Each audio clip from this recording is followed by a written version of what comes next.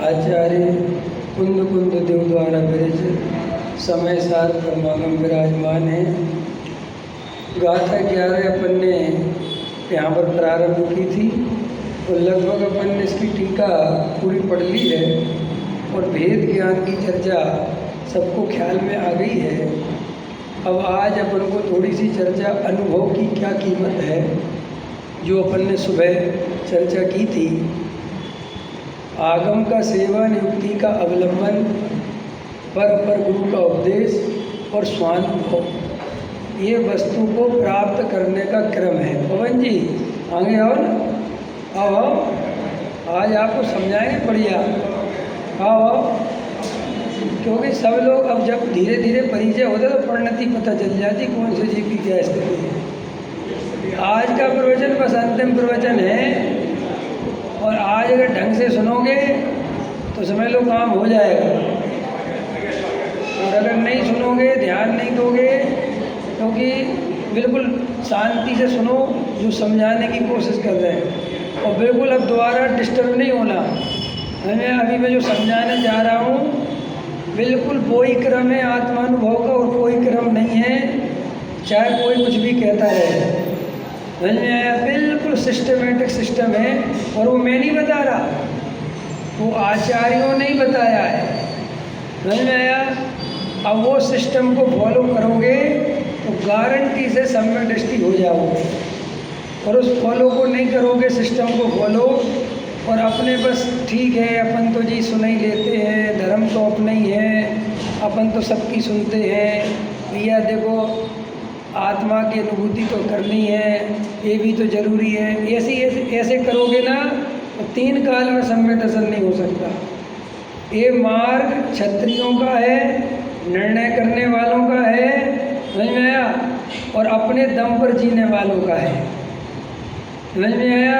ये मार्ग लचर फचर करने वालों का, मंद कसाय में बस हाँ जी हाँ जी हाँ जी सबकी हाँ जी कहिए, और ऊँट बिलैया क्या ले गई, हाँ जी कहिए। ऊँट को कौन ले गया? बिल्ली, हाँ जी कहिए। समझ में आया? ऐसे नहीं चलेगा, और सबकी सुनते रहो, इससे भी नहीं चलेगा। गंभीरता से वस्तु जरूर समझना है। देखो सिस्टम क्या है समझो। सिस्टम ये है, 2 द्रव्य हैं। कितने द्रव्य हैं? ये बिल्कुल वैज्ञानिक तरीके समझो। एक द्रव्य का नाम है जीव, एक द्रव्य का नाम है पुद्गल, ठीक। और जीव और पुद्गल दोनों मिलकर जो ये रचना तुम्हें दिखाई देती है, इसका नाम है असमान जाति पर्याय। इसका नाम असमान जाति पर्याय क्यों है? क्योंकि दोनों द्रव्य असमान है, एक जैसे नहीं है। एक उद्गल है और एक जीव है, एक चैतन्य है, एक जड़ है, एक ज्ञान दर्शन वाला है, अमूर्तिक है, और एक स्पर्श रस गंध वर्ण और जड़ है। ये समझ में आ रहा है? पकड़ में आ रहा? ये माइक है, इसमें क्या है? स्पर्श, देखो स्पर्श कर लिया, इसका कोई स्वाद होगा, इसमें कोई कलर है, इसमें कोई गंध है, ये सब क्या है? पुद्गल का गुण है। तो ऐसा शरीर में भी है कि नहीं? क्लियर? बिल्कुल समझना, अभी ज़्यादा दिमाग नहीं लगाना, बिल्कुल सरल। अब इसमें से जो पुद्गल है, इसमें भी विभाव रूप परिणमन करने की शक्ति है और चैतन्य में भी विभाव रूप परिणमन करने की शक्ति है। लेकिन पुद्गल विभाव रूप परिणमन करता है तो पुद्गल को कोई दुख भुख नहीं होता, पुद्गल में कोई चेतना वेदना नहीं होती, इसलिए उसके विभाव रूप परिणमन करने में उसे कोई प्रॉब्लम नहीं है। लेकिन जब जीव विभाव रूप परिणमन करता है तो जीव को आकुलता दुख तकलीफ होती है। ठीक, तो इसलिए जीव का स्वभाव रूप परिणमन करना बहुत जरूरी है। ठीक, अब कोई जीव स्वभाव रूप परिणमन क्यों नहीं कर पा रहा? क्योंकि उस जीव को अनादिकाल से देह का संयोग है, 9 कर्म का 8 कर्मों का संयोग है। ठीक है, उनके साथ ये जीव एक में हुआ है। तो उस जीव को माने हमको, मैं कौन हूँ, मेरा क्या स्वरूप है, मेरा क्या काम है, ये जीव नहीं जानता। तो वो पुद्गल के जो कार्य हैं, पुद्गल का जो रूप है, उसे जीव भ्रम से अपना रूप समझता है। ठीक, ये उसकी बीमारी है। जैसे कैंसर की बीमारी होती ना, कोई भी बीमारी होती तो बीमारी किसका नाम है? सबके शरीर में कैंसर है कि नहीं? बोलो। लेकिन अभी अपन को कैंसर क्यों नहीं कहलाता? कि वो जितनी मात्रा में वो उसके वो वायरस जो भी होता है वो रहने चाहिए, वे जब तक उतनी मात्रा में है तब तक वो कैंसर नहीं है। लेकिन वो जब मल्टीप्लाई होने लगे तो फिर वो बीमारी बन गई। बराबर ऐसे ही जीव में एक बीमारी है, उसका नाम है मिथ्यात्व, और वो बीमारी हम सबके अंदर है। और मिथ्यात्व क्या है? जैसा वस्तु का स्वरूप है, देह और आत्मा 2 द्रव्य है, और अपने को मिथ्यात्व के कारण वे 2 ना लगकर 1 लगते हैं, ये है मिथ्यात्व। ठीक, अब जैन दर्शन जो है, आप आयो, क्या नाम आपका? विजय जी। आपके चक्कर में पूरी प्रक्रिया द्वारा समझा रहा हूँ मैं, राग आ गए इसलिए। अब आपको ध्यान करना था ना, आज आपने इतने अच्छे से पूछा कि ध्यान कैसे होता है। तो ध्यान कभी भी जब तक वस्तु का स्वरूप नहीं समझेगा तो ध्यान करेगा किसका? दुनिया में जितने भी ध्यान चलते हैं, विपස්සना वाले चलते हैं, समझ में आया? ब्रह्म कुमारी वाले चलते हैं, श्री श्री रविशंकर जी के चलते हैं, वे सब ध्यान थोड़ी देर के लिए मन को शांत करने के ध्यान है, थोड़ी देर के लिए रिलैक्स होता है जी। ठीक है, वो बिल्कुल वैसा ही है जैसे 3 घंटे की फिल्म देखने से आदमी का मूड फ्रेश होता है। ठीक, अभी बाबा रामदेव ने कराया था ध्यान जहाज पे कुछ साल पहले, याद है?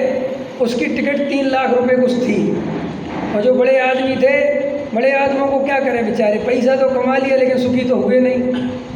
तो पहले दूसरों को लूटते हैं, फिर खुद लूटते हैं। यही तो बड़े आदमी का लक्षण है, और कोई दूसरा लक्षण थोड़ी है। समझे? पहले लूटते हैं, फिर सुखी नहीं होते तो जाके जैसे बाबा लूटते हैं। उनने कहा 3 लाख रुपए दो, तुम्हें ध्यान कराएंगे।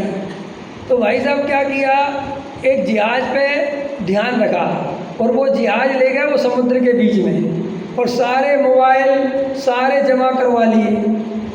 समझ में आया कि? अब बोले बस समुद्र के बीच में हवा चल रही है, महसूस करो, तुम शांत हो, शांत हो। अब ऐसी भाषण वो बोलते रहते हैं। तो ये अपने अंदर क्या है, एक इमेजिंग पावर है, आत्मा के अंदर एक इमेजिंग बनाने की क्षमता है, वो इमेज बनाता है बहुत जल्दी। और उसको अगर कोई इस तरीके की शांत हो, शांत हो, शांत हो, और बिल्कुल वातावरण को शांत कर दिया जाए, और उससे वे सारे साधन अलग कर दिए जाएं जिनसे वो डिस्टर्ब होता है, तो और जब उसको ये पता चल गया कि अब ना मोबाइल मिलना है ना कुछ मिलना है और 3 लाख रुपए की टिकट दी है, तो श्रद्धा भी बहुत होती है बेचारे को कि एक भी शब्द नहीं चूकना चाहिए। ये बिल्कुल साइकोलॉजी है। देखो, जो डॉक्टर 2000 रुपये फीस लेता है तुम्हें उससे जल्दी आराम पड़ता है, और जो डॉक्टर 100 रुपये फीस लेता है उससे तुम्हें आराम नहीं पड़ता। तो भाई ये आराम पड़ा कैसे? साइकोलॉजी से, कि 2000 रुपये दे के ऐसा पक्का विश्वास हो जाता है कि बहुत बड़ा MBBS डॉक्टर है, MD है और अमेरिका रिटर्न है। इतना अगर कह दो ना कि ये अमेरिका रिटर्न है तो ही आराम लग जाता है यार। तो ये आराम कहाँ से लगा? आपको पता है 90% दवाइयों में कुछ नहीं होता, सिर्फ उनका नाम दवाई होता है। ये मैं नहीं कह रहा, ये सारे साइंटिस्ट बताते हैं कि जो आप दवाइयाँ खाते हो बाज़ार में उनमें 50% साइकोलॉजी काम करती है। इसलिए आप देखना, जिसके ज़्यादा विज्ञापन चलते हैं जिस दवाई के, वो दवाई जल्दी असर करती है। तो वो असर दवाई नहीं करती, वो विज्ञापन करता है। ठीक है, ये बात समझ में आ गई। तो दुनिया में ध्यान के केंद्र बहुत खुले हुए हैं, और ध्यान के नाम पर तुम्हें बुला के सफ़ेद कपड़े पहनो, ड्रेस कोड में आओ, सुबह 5 बजे आओ, तो जब तुम्हें इतनी कसरत कराते हैं वे लोग तो तुम्हें ध्यान में गारंटी से मन लगेगा। इन सब चीज़ों का असर पड़ता है जीव के अंदर। जैसे भी तुम रंग बिरंगे बैठे हो और सुबह बिल्कुल एकदम सब वाइट कपड़े पहन के आओ, और तुम भी आओ और बिल्कुल लाइन टू लाइन बैठो, डिसिप्लिन में बैठो, और ये दरवाजे बंद कर दो, बाहर की आवाज़ अंदर नहीं आनी चाहिए, तो तुम्हारे अपने आप भावों में तुम्हें ऐसा लगेगा कि बहुत परिवर्तन आ गया। और आदमी इसी परिवर्तन के चक्कर में सारी जिंदगी भर बाहर भटकता रहता है। अब जैन दर्शन ये कहता है कि ये जो तुम्हारा बाहरी परिवर्तन है ये तुम्हारा आर्टिफिशियल परिवर्तन है, ये सिर्फ साइकोलॉजी है। जैसे तुम मंदिर में आए तो मंदिर में आने से परिणाम शुद्ध नहीं होते। क्या बात करते हो? हाँ, तुम अजैन को लेके आओ, उसके परिणाम शुद्ध नहीं होंगे अगर वो महावीर की श्रद्धा वाला नहीं होगा तो मैं इसके लिए उदाहरण देता हूँ। सब में शिखर जैनियों का सबसे बड़ा तीर्थ है कि नहीं? और अपन एक बार बंदे जो कोई ताई नरक पशुगति दुख नहीं हुई, बराबर। और वो आदिवासी 1000 वंदना कराया कि नहीं? तो उस तीर्थ ने उसका भला क्यों नहीं किया? अगर सब में शिखर में ताकत है कि वो दूसरों का भला कर सकता है तो उस आदिवासी का भला क्यों नहीं होगा? क्योंकि कोई क्षेत्र भला नहीं करता, कोई तीर्थ किसी का भला नहीं करता, उसकी मान्यता भला करती है।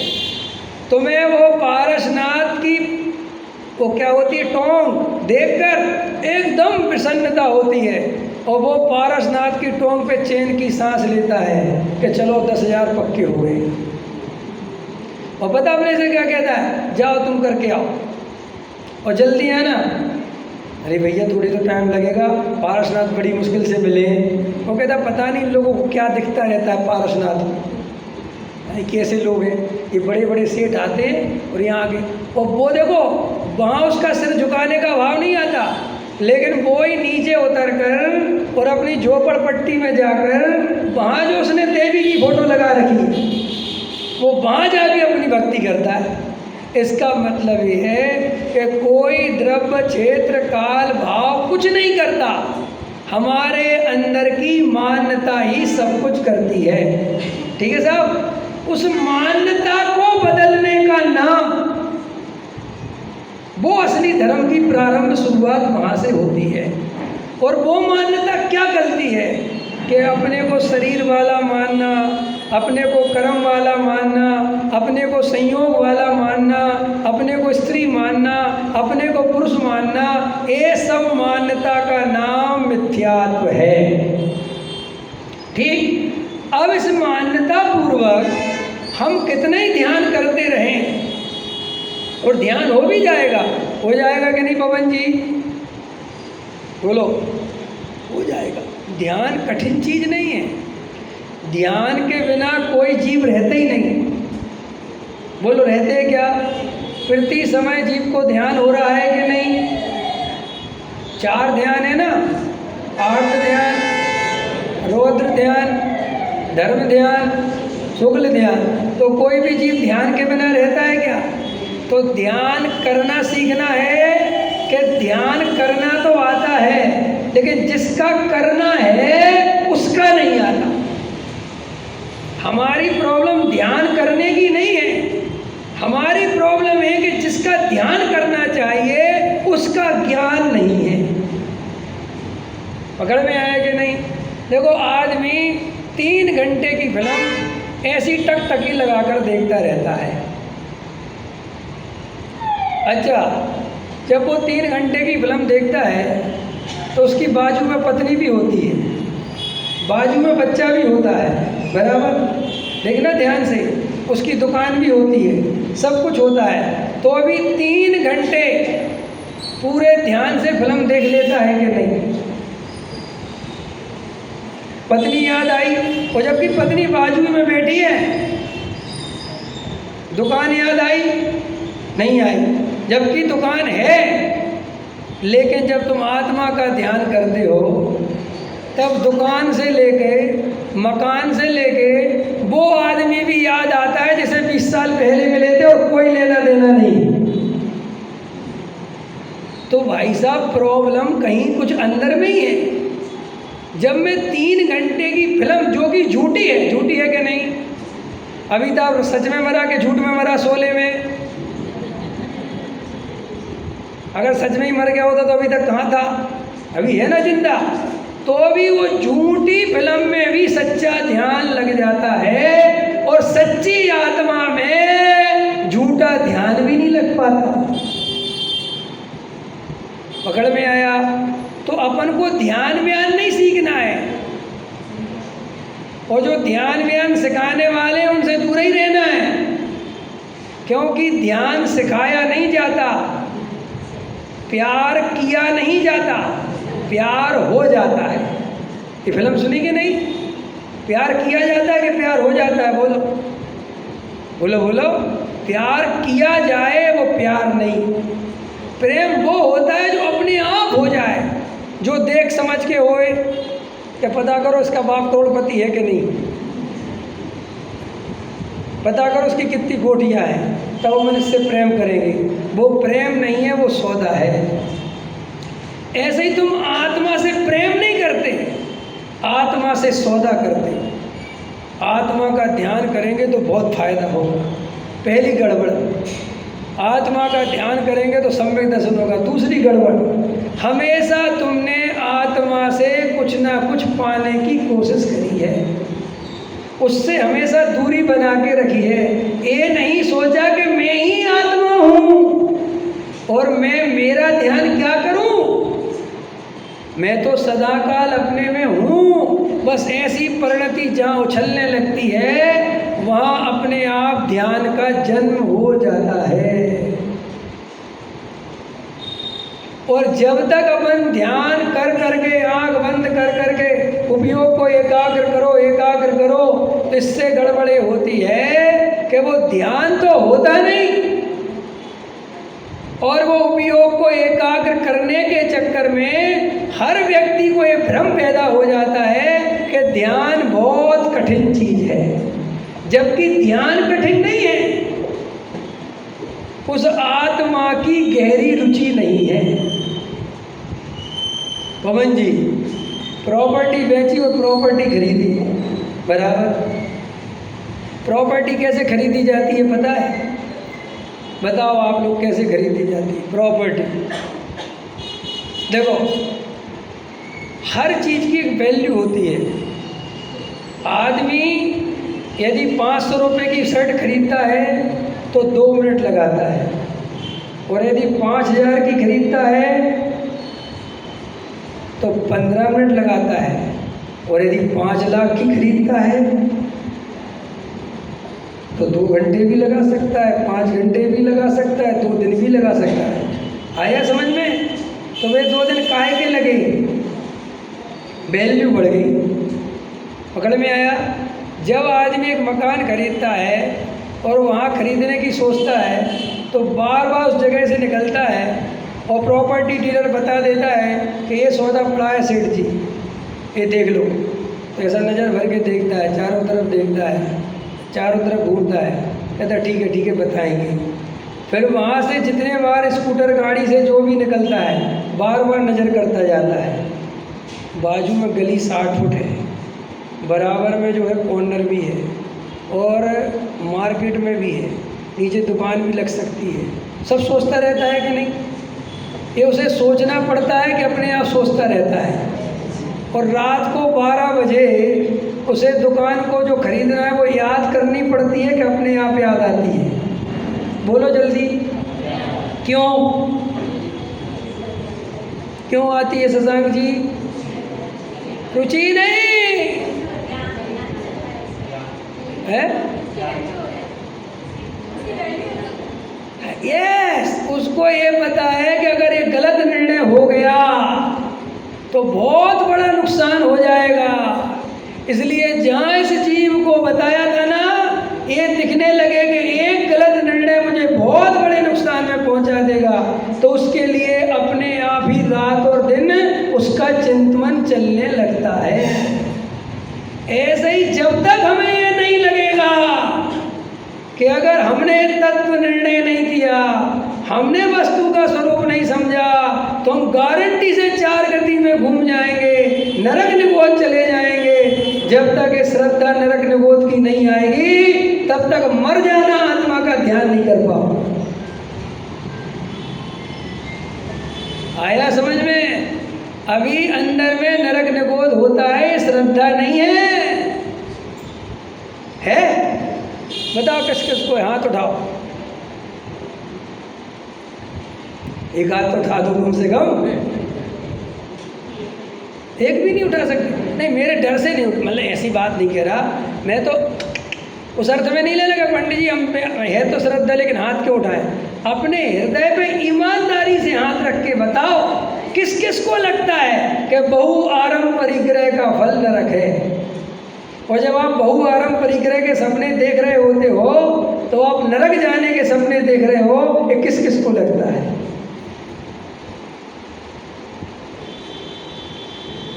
और उसे तो लग भी सकता है जिसके पास बहु आरंभ परिग्रह ना हो, क्योंकि उसको ये लाइन बड़ा सुकून देती है। यही तो बेचारे का सुख का आधार है कि मुकेश अंबानी नरक जाएगा और मैं स्वर्ग जाऊंगा। इसी सपने पे तो बेचारा झोपड़ी में रह रहा है।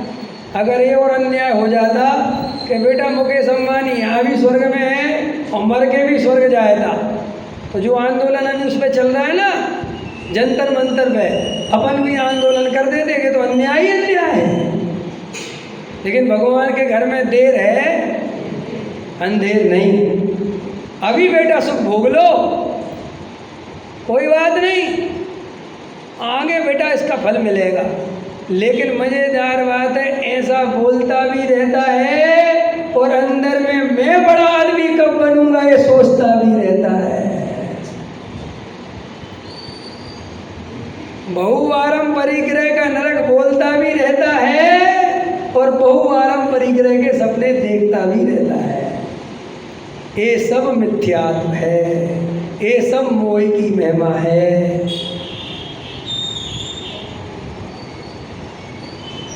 आया समझ में? तो क्या उदाहरण दे रहा था कि 5 करोड़ की जगह है भाई साहब को, और अगर गलत खरीद ली तो मेरी जिंदगी भर की कमाई चली जाएगी। तो अपने आप रात को 2 बजे उठता है तो वो मकान याद आता है, लूँ कि नहीं, है तो सही जगह, प्लस पॉइंट भी सोचता है और नेगेटिव भी सोचता है। तो इसका मतलब ये है कि हमें चिंतन करना नहीं आता, ऐसा नहीं है।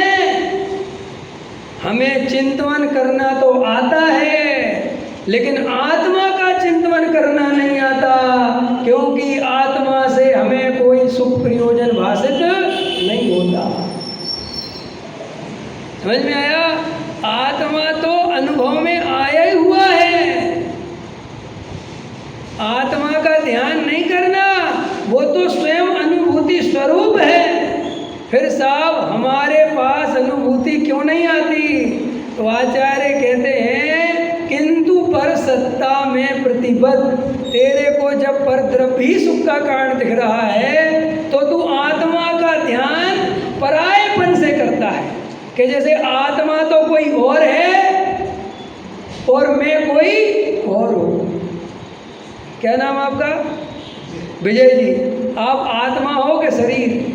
अच्छा, आपको आत्मा का ध्यान करना है ना, तो आप तो हो विजय कुमार और आत्मा है कोई और विपश्यना वालों पे जाओगे तो वे अपने को आत्मा का ध्यान करना सिखाएंगे। बराबर? तो आत्मा से दूरी हो गई कि नहीं? बोलो, हो गई ना दूरी? किसी का नाम बोलो? शशांक जी। मैं कहूँ थोड़ा शशांक का ध्यान किया करो यार। है शशांक का ध्यान क्यों करेगा? शशांक तो मैं ही हूँ। देखो ध्यान सच्चा है, आया ध्यान सच्चा। जिसका ध्यान ही ना करना पड़े वो ही सच्चा ध्यान है। जिसको याद करना पड़े वो प्रेम सच्चा नहीं है। जिसे कभी भूलते ही नहीं वो सच्चा प्रेम है। बराबर के नहीं? बोलो हाँ या ना। तो शशांक को शशांक का ध्यान नहीं करना पड़ता क्योंकि शशांक ये जानता कि मैं ही शशांक हूँ, शशांक का क्या ध्यान करना। ऐसे ही जिस दिन यह आत्मा जब अपने आत्मा में अपनापन कर लेता है तो अपने आप ही उसका ध्यान होता ही रहता है। ये अलग बात है कि ऐसी ध्यान वाली अनुभूति जिसको होती है वो ही जानता है, जिसको नहीं होती वो कैसे जानेगा।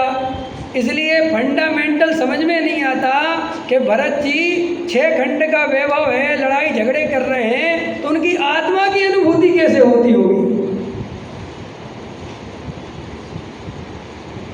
आया समझ में कि नहीं? अनुभूति की बात समझ में आ रही है? देखो ध्यान से सुनना। मैं थोड़ा सा आगे चला गया हूँ पीछे से। मैं पीछे से चल रहा था लेकिन अभी आगे चला गया। फ्लैश में भी पीछे पर बाद में जाएंगी बैग में। अभी मैं आगे चला गया हूँ थोड़ा सा, अब आगे ही पे चलने दो अभी, क्योंकि मुझे आगम का सेवन से समझाना था लेकिन अभी मैं आगे चला गया हूँ। देखो अपन के ध्यान के संबंध में बहुत मान्यता गलत है। सब लोगों को एक तो ध्यान की इमेज बहुत खतरनाक बन गई है। इतनी इमेज बन गई है कि जब तक रीढ़ की हड्डी सीधी ना हो और हाथ पे हाथ रख के आँख बंद करके और बस एकदम ऐसा डूब जाए कहीं और बिल्कुल सब अंदर बस अंदर डूबते डूबते डूबते भावमंडल चल जाए, समझ में, और बस पता नहीं क्या हो जाए और 1 घंटा डूबे रहें, सबको लगता है कि ये ध्यान है और उपयोग में कुछ ना रह जाए, बस आत्मा ही आत्मा रह जाए, बस उपयोग खाली हो जाए, क्योंकि वो इमेज ही ऐसी डेवलप करी है। अब इमेज आपने जब ऐसी डेवलप कर ली है तो उसके कारण क्या होता है कि हम उस इमेज को ही खोजते रहते हैं। समझ में आया? और जबकि वो इमेज जो तुमने बना रखी है वो इस भूमिका में संभव ही नहीं है। अरे भाई, तुम जिस ध्यान को ध्यान समझ रहे हो, अगर वो वाला ध्यान इस तरीके का होता कि बस आधा घंटा हम सारी दुनिया ही भूल गए तो हम कौन से गुण स्थान में पहुंच जाते पता ही नहीं। जबकि भरत जी जैसे महापुरुषों को भी आत्मा की अनुभूति करने में महीनों लग जाते और वो अनुभूति कोई लंबे काल की नहीं होती, बहुत कम काल की होती है, बहुत क्षण भर की होती है। और आप में से कोई कहे आपको कैसे पता कि भरत जी को महीनों लग जाते थे? अगर किसी को रोज अनुभूति होने लगे तो फिर उसका वो स्थान चौथा नहीं रह सकता। श्रद्धा की अनुभूति 24 घंटे होती है, इसमें कोई दिक्कत नहीं है, लेकिन उपयोगात्मक अनुभूति वो कभी कभार होती है, वो क्षण भर के लिए होती है, और उसके लिए कोई मुद्रा की बात नहीं होती। वो तो बस अंतरंग में जरा सा उपयोग ढला और क्षण भर के लिए वीतराग भाव में विश्राम हुआ, बस इसका नाम अनुभूति है। देखो मैं आपको उदाहरण देता हूँ, अब अपना अपना सोच लेना आप ध्यान के बारे में क्या बन। देखो आप ऐसा ध्यान करने बैठे, अब आप क्या करते हैं अपना अपना विचार करो। सबसे पहली बात तो ये है कि ध्यान में कुछ करना ही नहीं होता है, बस शांत होकर वीतराग भाव से ज्ञाता दृष्टा रहने का अभ्यास करना होता है। ना कोई डूबने का अभ्यास करना होता है, ना कुछ, केवल जो ज्ञान का गेय बन रहा है उसमें सहज ज्ञाता दृष्टा बनकर वेद ज्ञान पूर्वक जागृत बने रहना और अपने में आनंदित होते रहना कि हो मैं तो ऐसा हूँ, ऐसा विकल्प भी नहीं, बस अंदर में ऐसा रोमांच। और ये अगर अपन 20 मिनट भी बैठते हैं तो इसमें से आधा सेकंड के लिए भी ये रोमांच हो जाए, कितने सेकंड के लिए, तो तुमने बहुत बड़ी उपलब्धि कर ली। 19.95 हटा दो और उसमें से 5 सेकंड ले लो बस। कितने सेकंड? 5 भी ज़्यादा कह रहा हूँ, 1 सेकंड ले लो। और तुम क्या सोचते हो? तुम सोचते हो कि 20 मिनट ध्यान करूं और अनुभव 21 मिनट का हो जाए। ये हमारी गड़बड़ है। अब देखो अपन को क्या है, बैठे अपन शांत, समझो ये सब संपित, आपको प्रक्रिया समझा रहा हूँ पहले, उसके पहले मुझे कुछ और समझा, लेकिन समझ लो। देखो भाई अपन को शांत होकर बैठ गए, अब सुनो, बैठे हैं ज्ञाता दृष्टा बन के, इतने में अपने बेटे की याद आ गई, घबराना नहीं, बेटे की याद आ गई और बेटे में बिल्कुल उपयोग चला गया।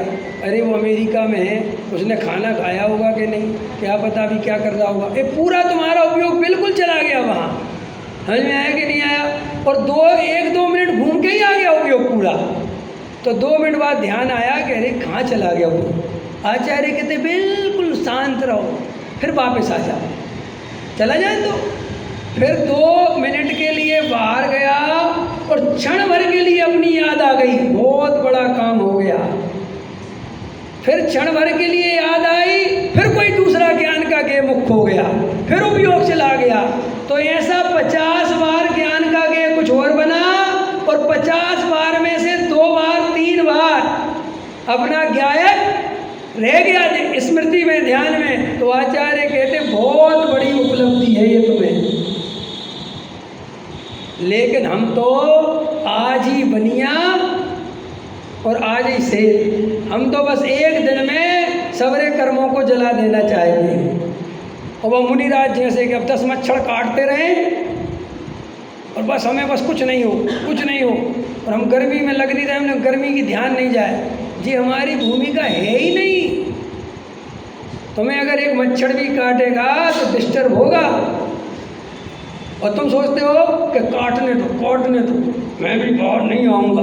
तुम सोचते जो ध्यान, अरे जो ध्यान नहीं है, जो आरोग्य ध्यान चालू हो गया भाई।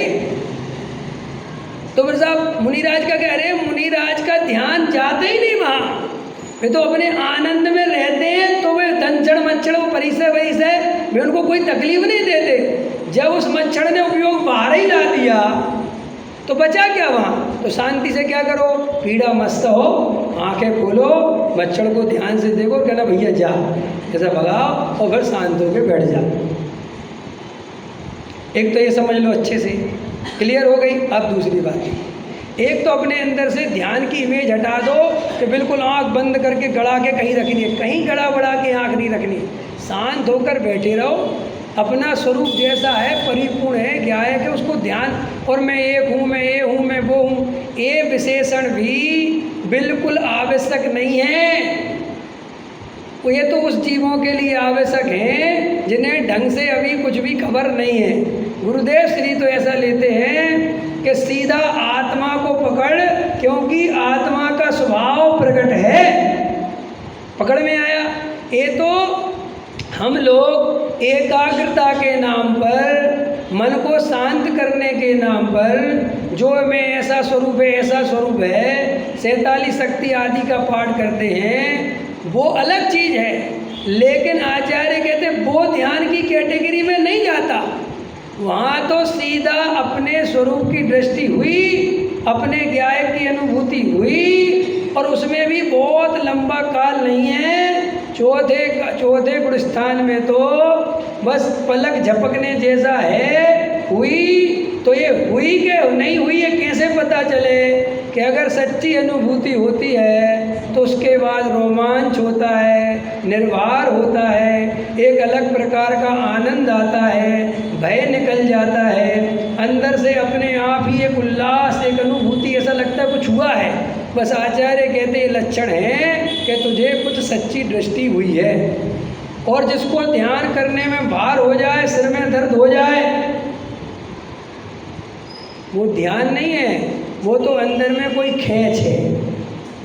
ध्यान मतलब विश्राम, ध्यान मतलब, तो तुम लोग ध्यान करके थकते हो कि फ्रेश होते हो?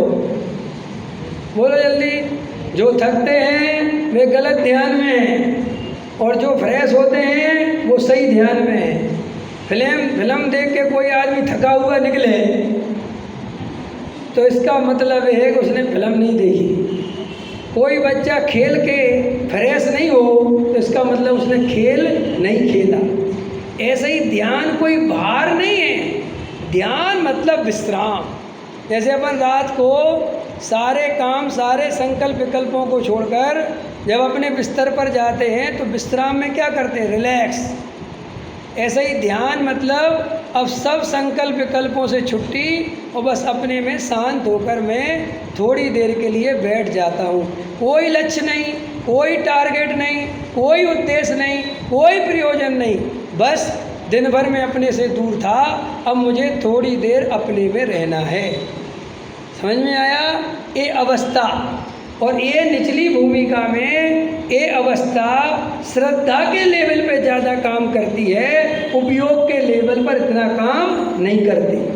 ठीक? अब देखो, मुनिराज जो होते हैं, मुनिराज जब भोजन लेते हैं और जब विहार करते हैं तो हर अंतर मुहूर्त में उनको शुद्धोपयोग होता है कि नहीं राजकुमार जी? बोलो विजय जी, शशांक जी, होता है कि नहीं? तो भोजन लेते लेते कैसे होता होगा बताओ? सोचा कभी? दिमाग लगाया? कहीं भोजन ले रहे हैं अश्विन जी और बराबर, और श्रावक खड़े हैं, और इतने में वे आत्मा की अनुभूति करके आ गए। तुम्हें पता चला किसी को कि जो अनुभूति करके आ गए? तो कैसे कराते होंगे?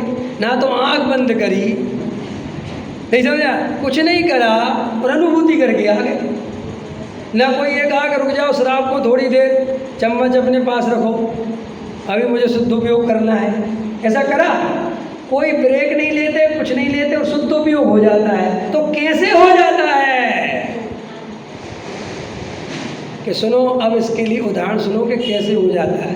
कल मैंने रात को बताया था कि जैसे अपन 4 लोगों के बीच में बैठे हैं और अपने को अचानक ऐसा लगा कि यार अपन मोबाइल कहीं छोड़ा है, तो अंदर कितनी गड़बड़ी हो जाती है?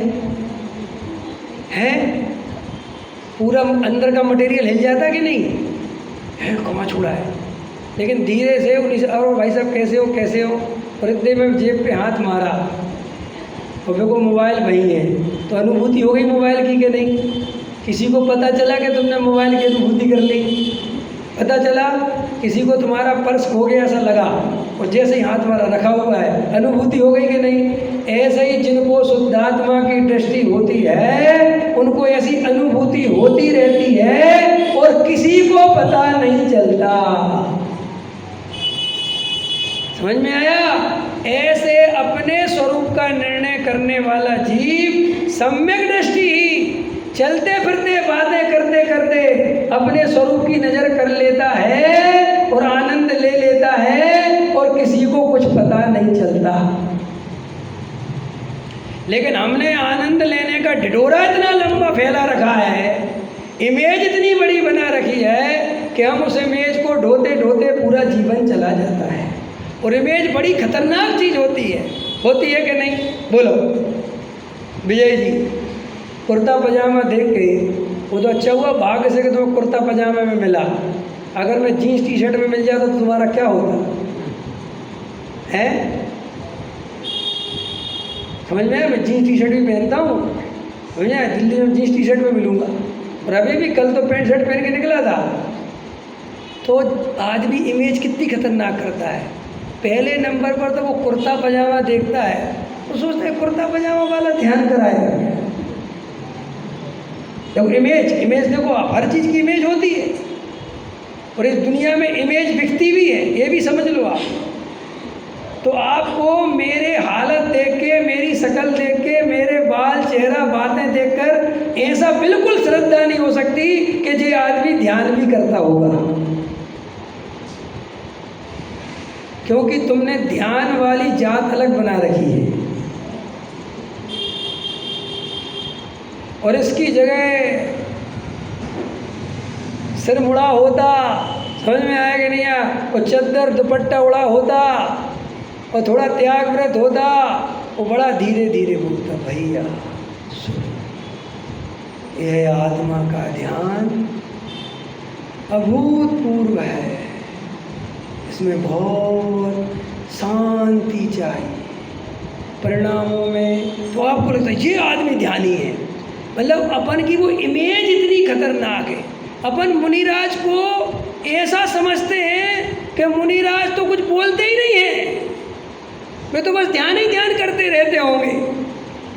नहीं समझा? इमेज का फर्क पड़ता कि नहीं? अगर मुनिराज इतना पूछ लें, और भैया क्या हाल चाल है, तो कौन सा प्रस्थान हो जाएगा उनका? मोक्ष में। क्योंकि इमेज ही तो बहुत खतरनाक चीज़ है। और इसलिए अपन वो ध्यान जो बहुत सरल है वो अपन नहीं कर पाते।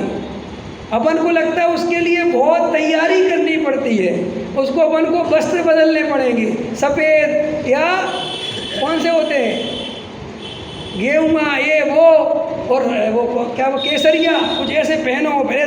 लेकिन वास्तव में वस्त्र का कोई लेना देना नहीं है। ये तो आपकी इमेज आपको जैसी बन जाती है वो वैसा काम करती है।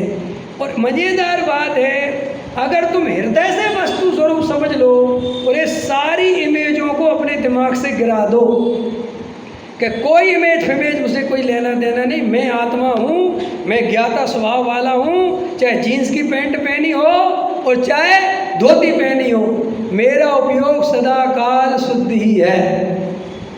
बस तुमने ये इमेज गिराई और तुम कभी भी अपने स्वरूप का ध्यान कर सकते हो।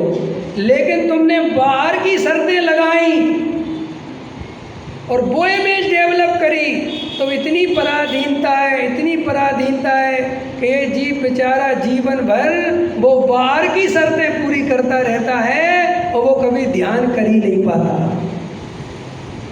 क्लियर हो गई ये बात? तुम जहाँ जैसे बैठे हो, बस तुम्हें अपना ज्ञायक स्वरूप ख्याल में आ रहा है और आनंद आ रहा है, वो ध्यान चल रहा है। श्रद्धा का ध्यान 24 घंटे होता है और उपयोग का ध्यान कभी कभी होता है, और श्रद्धा के ध्यान से ही कर्म का बंधन टूटता है। कैसे बताऊं? चौथे गुणस्थान वाला शुद्ध उपयोग में हो और पांचवा वाला पंचेंद्री के विषय भोग रहा हो, तो भी निर्जरा ज्यादा किसको? तो उपयोग मलिन किसका है इस समय? नहीं, उपयोग मलिन पांचवे वाले का स्वोपयोग है और चौथे वाले का शुद्धोपयोग है, तो भी निर्जरा ज्यादा किसको? तो किस दम पे? श्रद्धा वो दो कसाय चौकड़ी का भाव। और खतरनाक चलो, चौथे वाले को देखो, युद्ध लड़ रहा है और मिथ्या दृष्टि मंदिर में ध्यान लगा रहा है, तो भी निर्जरा किसको? काय की दम पे? अब तुम्हें श्रद्धा समझाऊं क्या होती है? देखो, एक आदमी क्या, मैं ही तुम्हारे रतलाम में आया, कुछ पूछना है क्या? अच्छा, ऐसी उंगली तो वैसे कुछ पूछना तो नहीं है। एक आदमी रतलाम में आया, मैं ही आया, और मेरा पर्स चोरी हो गया, ठीक है, समझना मेरी बात, और उसमें 5,000 रुपये रखे थे और पर्स चोरी हो गया। अब मैं यहाँ किसी को नहीं जानता और ट्रेन में, और मेरे परिणाम ऊपर नीचे हो रहे हो, परेशान हो रहा हूँ, और रतलाम में इधर उधर हो, समझना मेरी बात। तो मेरा उपयोग कितने स्थिति खराब हो गई मेरी, हो गई कि नहीं, क्योंकि 5,000 लाया था और UPI का सिस्टम नहीं था उदाहरण के लिए। अब मैं बहुत परेशान हो रहा हूँ। तो ऐसा होने पर भी मेरे अंदर में, मेरी श्रद्धा में मैं भिखारी नहीं हूँ, ये बराबर श्रद्धा है कि नहीं? और जबकि जेब में 1 रुपया नहीं है क्या? और मैं किसी से कह रहा हूँ बाबूजी मैं दिल्ली से आया हूँ, मेरा 5,000 का ऐसा चोरी हो गया है, और ये मेरा एड्रेस है, ये मेरा पता है, और मुझे आप कुछ पैसे की ज़रूरत है, मेरा किराया बना दो, मेरा टिकट बनवा दो, मुझे जाना है। तो मैं पूरे वजन से बोल रहा हूँ तो भी, और आप मेरा विश्वास नहीं कर रहे, तो भी अंदर में दुख तो हो रहा है कि जगत कैसा है, तो भी मेरे अंदर में भिखारीपन नहीं आ रहा है, क्योंकि मेरी श्रद्धा जानती है कि मेरे घर में करोड़ों रुपए रखे हुए हैं। ऐसे ही सम्यक दृष्टि को श्रद्धा में मैं स्वयं भगवान हूँ, मैं परिपूर्ण ज्ञायक हूँ, मैं बिल्कुल भगवान के जैसा हूँ, ये श्रद्धान हो गया है। और वर्तमान में घर गृहस्थी है, मकान दुकान है, तो परिणति तो बिल्कुल उसकी हमारे तुम्हारे जैसी है, लेकिन श्रद्धा में जमीन आसमान का अंतर है। और वो जो उसके अंदर बल है कि मेरे घर में पैसा रखा है, ऐसे ही सम्यक दृष्टि को चाहे जैसी परिस्थिति हो, अंदर में आत्मा का बल 24 घंटे बना रहता है, और वो बाहर की परिस्थिति में सब तरह का उपयोग लगता है, बातें करता है, दुखी होता है, परेशान होता है, उपाय भी करता है, क्योंकि वो जानता है इस पर्याय का यही स्वरूप है। जैसे उसके 5,000 रुपये जेब कट गए ना जम्मू जी, तो अब जानता तो है कि भैया रतलाम से जाने का उपाय तो एक है, और कोई भाई मदद कर दे, और तो कोई हिसाब किताब है नहीं, तो परिचय निकालेगा जाति में, मंदिर में, कि भैया हम भी जैन हैं भैया, ऐसी सी बात है, क्योंकि अंदर में तो जानता है कि मैं करोड़पति हूँ, लेकिन अभी वो करोड़ रुपया मेरे हाथ में नहीं है और मैं कुछ नहीं कर सकता। ऐसे ही सम्यक दृष्टि अंदर में तो अपने भगवान होने का अनुभव करता है, लेकिन अभी कर्मों के द्वारा प्रेरित है, उसके अभी चारित्र मोह का उदय है, अपने स्वरूप में रमने की ताकत नहीं है, इसलिए वो घर गृहस्थी के बीच में रहता है, मकान दुकान के बीच में रहता है, सबकी हाँ में हाँ भरता रहता है, लेकिन अंदर से बराबर अपने स्वरूप को जानता है कि ये मेरा स्वरूप नहीं है, मैं तो इससे भिन्न आत्मा हूँ, और जानना देखना मेरा स्वभाव है। क्लियर हो गई बात? अब देखो, अब ये तो आगे की बात, अब पीछे चल रहा हूँ वापस। अब क्या कहते पवन जी, आचार्य कहते हैं कि तुम कहीं मत भागो, कोई तुम्हारा भला करने वाला नहीं है, ना किसी के आशीर्वाद से भला होने वाला है, ना कोई तुम्हें ध्यान सिखा सकता है। दुनिया में सिर्फ एक ही चीज़ है जिसका आदान प्रदान होता है, और उस चीज़ का नाम है ज्ञान। तुम्हारा अज्ञान दूर कर सकता हूँ, तुम्हारा ध्यान नहीं करा सकता मैं। नहीं समझ में आया? ध्यान तो तुम्हारी निजी चीज़ है, लेकिन ध्यान के बारे में जो अज्ञान है वो मैं दूर कर सकता हूँ। जैन दर्शन में 5 लब्धियाँ हैं। कितनी हैं? नाम बताओ। बराबर। इसमें से सिर्फ एक लब्धि ऐसी है जिसमें दूसरे की जरूरत पड़ती है, और वो देशना लब्धि ध्यान कराने वाली नहीं होती। किसी ने आज तक सुना कि समोह शरण में महावीर भगवान ने समोह शरण में ध्यान कराना सिखाया? सुना किसी ने? पढ़ा कहीं कि कोई तीर्थंकर जीवों को ध्यान करना सिखाते हैं। देखा, क्योंकि ध्यान सिखाया नहीं जाता, बस अज्ञान दूर कर दो तो ध्यान अपने आप होने लगता है। और जो दूसरा ध्यान करना सिखाता है वो ध्यान नहीं कराता, वो तुम्हें शब्दों का ध्यान कराता है। काहे का ध्यान कराता है? करो ध्यान, एक समुद्र है। अब तुम्हारे अंदर ज्ञान में ऐसी कला है कि जैसे ही मैंने समुद्र बोला तो ज्ञान ने क्या बना लिया? अब समुद्र के बीच में एक बहुत बड़ा कमल का फूल है, तो तुरंत कमल का फूल बन गया। अब उस पे साक्षात अरहंत भगवान बैठे हैं, अब उनका ध्यान करो, अब उनकी मुद्रा देखो, अब उनकी नासाक दृष्टि देखो। ऐसे कराते कराते, ऐसे बोलते बोलते उसका ध्यान एकाग्र होता रहता है, तो वो ऐसा शांत हो जाता है और वो बोलता जाता है, वो कुछ ना कुछ बताता जाता है। पर ऐसे करते करते आधा घंटा 1 घंटा वो लगा रहता है। तो वो इतनी देर में उसको जो मम्मी की याद नहीं आई, पापा की याद नहीं आई, दुकान की याद नहीं आई, तो वो सोचता है कि ये ध्यान बहुत अच्छा है, क्योंकि इस ध्यान में मैं सारे पापों से बच गया। लेकिन बेटा, ये ध्यान तुम्हारा है ही नहीं, ये तो ध्यान शब्दों का है। ये तो एक तुम्हारे अंदर रचना कर दी विकल्प, ऐसे ही ज्ञान में तो तुमने उसका ध्यान किया। और जबकि असली ध्यान क्या है? जहाँ केवल ज्ञान ज्ञान में स्थित हो जाए, राग देश कसाय का परिणाम मिट जाए और वीतराग भाव में जीव स्थित हो जाए और शांत होकर अपने स्वरूप में रहे, ना कोई इमेज, ना कोई परद्रव, ना कोई छवि, कुछ नहीं, केवल शांत दशा, असली ध्यान तो इसका नाम है। जब तक उस ध्यान में अरहंत है, सिद्ध है, मुनिराज है, वो ध्यान तो पर के खाते में ही जमा होता है। ठीक आ गई समझ में? तो सिर्फ आदान प्रदान काय का हो सकता है? देश ना लब्धि। कौन सी लब्धि? तो तीर्थंकर कभी ध्यान करना नहीं सिखाते, तीर्थंकर आत्मा और शरीर का भेद ज्ञान बताते हैं। क्या बताते हैं? और जब जीव को शरीर और आत्मा का भेद ज्ञान हो जाता है और उसे ये पता चल जाता है कि मैं आत्मा हूँ, तो अपने आप शरीर का ध्यान बंद होने लगता है और आत्मा का ध्यान प्रारंभ होने लगता है। सरल है कि नहीं? उदाहरण दूँ? उदाहरण लो जल्दी से।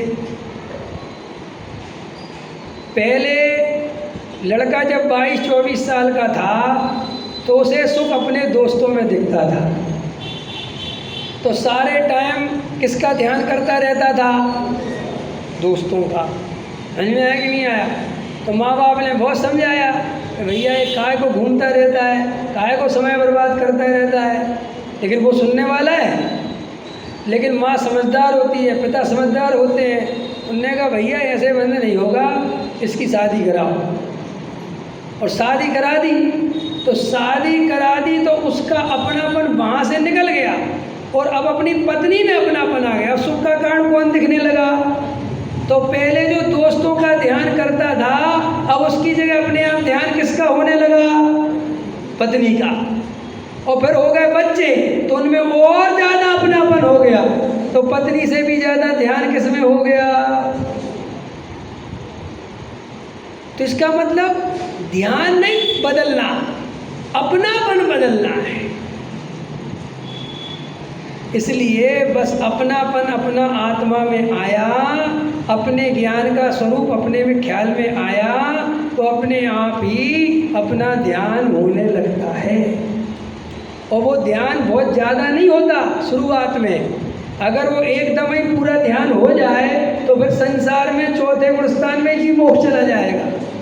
समझ में आए? तो वो धीरे धीरे होता है, क्रम से होता है, शांति रखनी पड़ती है। क्यों रखनी पड़ती है? क्योंकि बहुत सारे कर्म अपन ने अज्ञानता में बांध रखे हैं। जैसे एक आदमी ने बहुत सारा कर्जा ले लिया और पहले तो वो जानता ही नहीं था कि कर्जा है। अब धीरे धीरे उसको समझ में आया कि कर्जा बुरी चीज़ है, तो एक दिन में थोड़ी चुक जाएगा, अब धीरे धीरे करके चुकाने लगेगा। ऐसे ही अनादि काल से अपन को ये पता ही नहीं था कि अपन आत्मा है। अपन तो अपने को शरीर मानते थे, अपन वेद ज्ञान जानते नहीं थे। अब धीरे धीरे अपन को वेद ज्ञान हुआ, आत्मा और शरीर का निर्णय हुआ, अब आत्मा में अपनापन हो गया। अब धीरे धीरे अपना वजन आत्मा की तरफ आएगा तो अपने आप ध्यान होने लगेगा। और जब अपन को ऐसा निर्णय हो जाएगा तो क्षण भर की अनुभूति होती है और सम्यक दर्शन हो जाता है। तो आगम का सेवन करना, युक्ति का अवलंबन लेना, पर गुरु का उपदेश सुनना, लेकिन इसमें संतुष्ट मत हो जाना, स्वानुभव की ओर बढ़ना। क्लियर हो गया? और स्वानुभव क्या चीज है, अनुभव की क्या कीमत है, एक उदाहरण देके समझाता हूँ। अनुभव क्यों जरूरी है?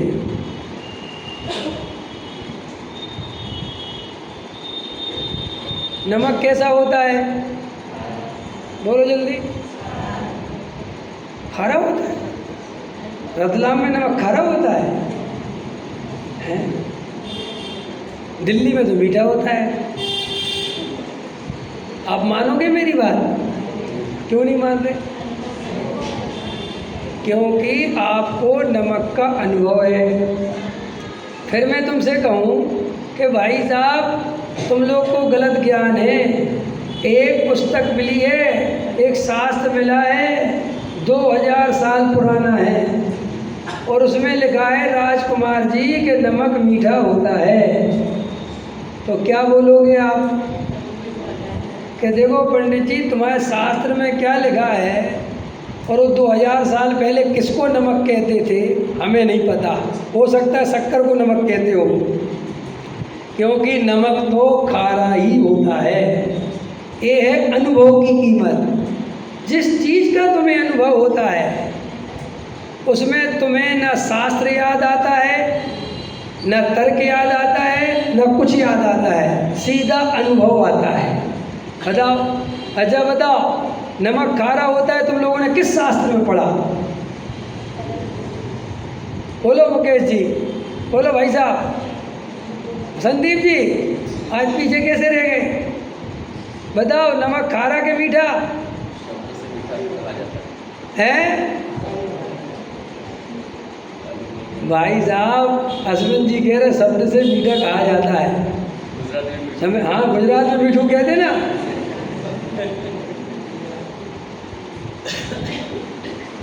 देखो, जब अनुभव की बात आती है तुम्हें कोई शास्त्र याद नहीं आता, समझना गहराई से।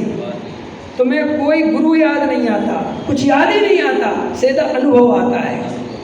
ये है कीमत अनुभव की। अब आ जाओ, अनुभव के बिना हमारी कहानी कैसे बनती है ना संदीप? तो कौन सा फल है?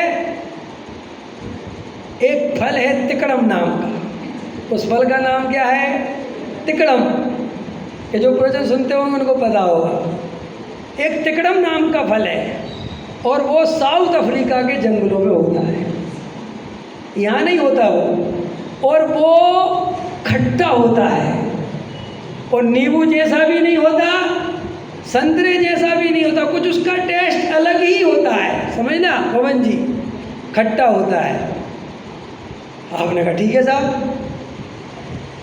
अब आपको हमने रोज पढ़ाया तिकड़म नाम का फल कैसा होता है? खट्टा होता है। और हमने उसका रंग रूप भी बता दिया कि थोड़ा काला होता है, थोड़ा संतरे के जैसा होता है, बराबर है, सब इमेज बता दी। और आपको मैंने साल भर रोज पढ़ाया, तो तुम्हें साल भर में क्या लगने लगा कि हम तिकड़म नाम के फल के बारे में बहुत अच्छे से जानते हैं। अब कोई दूसरे गांव में तुम गए तो तुमने कहा क्यों तिकड़म नाम के फल के बारे में जानते हो? उन्होंने कहा जी हम तो नहीं जानते। ओहो, तुम्हारे तो भाग्य ही खराब है, तुम तो अभव्य हो। अरे भाई, तिकड़म नाम का फल बहुत गजब उसका स्वाद होता है, अफ्रीका के जंगलों में पाया जाता है, और 1000 वर्ष पहले जो शास्त्र है उसमें लिखा है। कहानी सेट है कि नहीं? और ऐसा तुमने तिकड़म नाम के फल का प्रचार पूरे हिंदुस्तान में कर दिया। घर घर पहुंचा दिया और सबरे ताली बजा के तिकड़म नाम का फल ऐसा होता है ऐसा, और सब बिल्कुल बच्चे बच्चे को यार शुद्धात्म है मेरा नाम, मात्र जानना मेरा काम, सब शुद्धात्मा वाले हो गए, सबको सब हो गया। समझ में आया? अब कुछ समय बाद एक दूसरा व्यक्ति आया और उसने कहा तिकड़म नाम के फल के बारे में जानते हो? तो तुमने तो डटा हुआ था। तो क्या कहा? आपका क्या नाम? मनीष जी। क्या कहा तुमने? तिकड़म नाम का फल पंडित जी आप नहीं जानते क्या? तिकड़म नाम का फल खट्टा होता है, अफ्रीका के जंगलों में पाया जाता है, काला काला होता है, संतरे के जैसा ऐसा ऐसा होता है, सब बता दिया। हमने कहा ये सब जानकारी तुम्हें गलत है। तिकड़म नाम का फल खट्टा नहीं होता, तिकड़म नाम का फल मीठा होता है। तो थोड़ी देर के लिए तो तुम नहीं नहीं नहीं क्या बात करते हो, हमारे शास्त्रों में लिखा है। अरे भाई तेरे ही शास्त्रों में जो लिखा है ना वे तो 1000 साल पुराने हैं, मैं तुझे तेरे ही शास्त्र में 2000 साल पहले बारा बता रहा हूँ। ले, और वहाँ शिलालेख मिला है उड़ीसा में तिकड़म नाम के फल। यार अपन तो यार गलत समझ रहे थे, गलत गलत। तिकड़म नाम का फल मीठा होता है। ये तुम्हारे अनुभव के बिना की कहानी है, इसलिए तुम कभी निश्चय नय से आत्मा को शुद्ध कहने लगते हो और कभी व्यवहार नय से अशुद्ध कहने लगते हो, कभी शुद्ध अशुद्ध कहने लगते हो, और कभी कोई भारी गाथा लेके आ जाए कि देखो यहाँ ये लिखा है। अरे यार अपन तो गलत मान रहे थे। सही बात है, जी बात तो सही देखी। ऐसे पूरे जीवन भर अनुभव के बिना इधर से उधर होते रहते हैं और पूरे जीवन भर कोई अनुभव हाथ में नहीं आता, और रट लेते हैं, रटा देते हैं, और फिर इसी की चिंता कर लेते हैं कि आगे भी रटाना है। अगर आगे की पीढ़ी को नहीं मिला तो, जैसे भाई साहब को मिल गया हो,